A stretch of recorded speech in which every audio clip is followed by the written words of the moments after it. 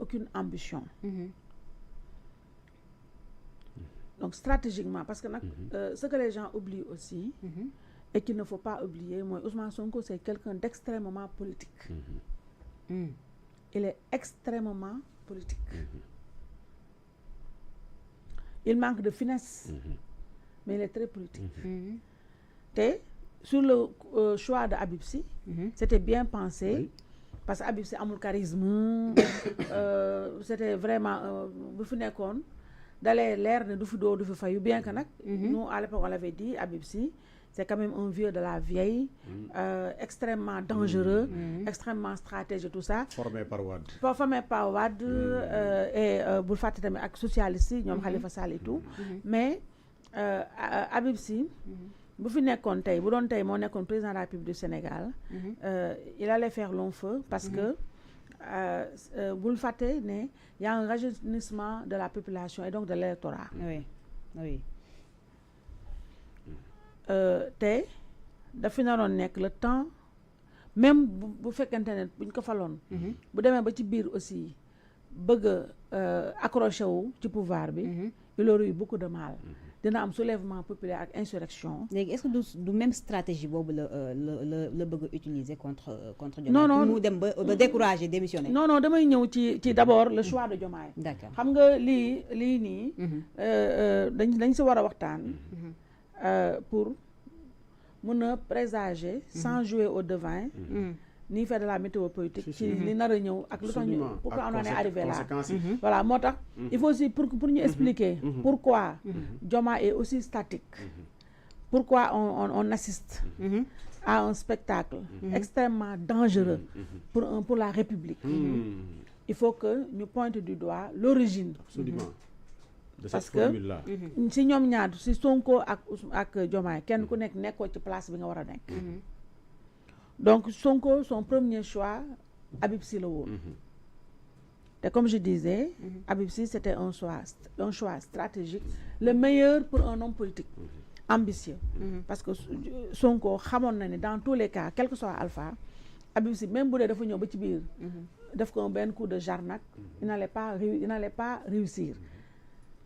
Te kon lu grave mënoon na fay am. Moo tax Habib Sy avait bénéficié du parrainage parlementaire. Xam nga boobu garantie la woon direct. Ñu bëri sax nee nañu même caution beeg yooyu yëpp ñoom ñoo ko jox. Après mu teg Cheikh Tidiane Dièye, homme de confiance. ñoo bokk seen Casamance. ñu yàgg bokk ci ay mbir loolu Abou dina ci dellu soir parce que il connaît mieux Cheikh Tidiane Dièye que moi. mu teg Cheikh Tidiane Dièye foofu aussi ñu bëri nee nañu parrainage ak yooyu yëpp ñoo ko jàppale caution yi. Après il y a eu une mini fronde à l'intérieur de Pastef. Cette fronde là mooy ceux qu'on appelle les légitimistes ñoom Birame Souleye ñoom Abass Fall yooyu ils avaient refusé ak yenn militants yi le schéma de te loolu mooy ndax lii rappel bi c'est important parce que mooy wane pourquoi Ousmane chaque fois bu mouton yu jógee mu jóg am benn langage codé bu mu leen jox. Langage codé, merci. Il leur donne un langage codé et il s'adresse à Diomaye parce qu'il maîtrise li Oussou wax li Abou di wax ne Ousmane dafa napp si njabootam parce que il connaît njabootam te moo tax moo wax ne njabootam boobu il faut prendre ça pas au premier degré au sens affectif mais au sens stratégique au second degré plutôt.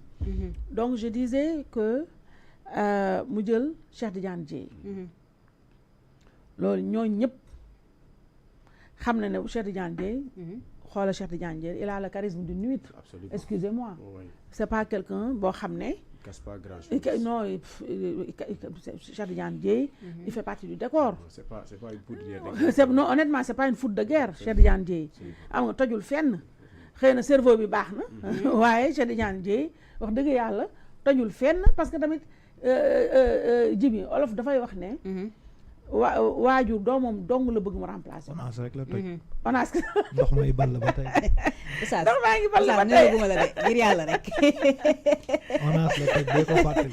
donc xoolal bàyyi ma dugalaale kon nuyu ko. waaw Oustaz rejoindre nañu ci plateau bi.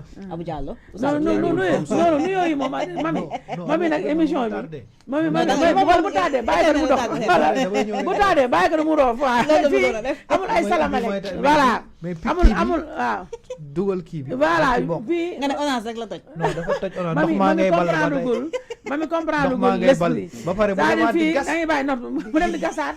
ba naat Tuuba ndox. yow sa ball bii jeexagul nga dem fee te loolu lu jar a lijjanti la Cheikh fu mu jaar rek. mu am toj. foofu du ONG ak société civile nag. looloo tax xam nga fee daa yomb romb. moo tax après boo ñëwee il faut nga expliquer son parcours ci société civile.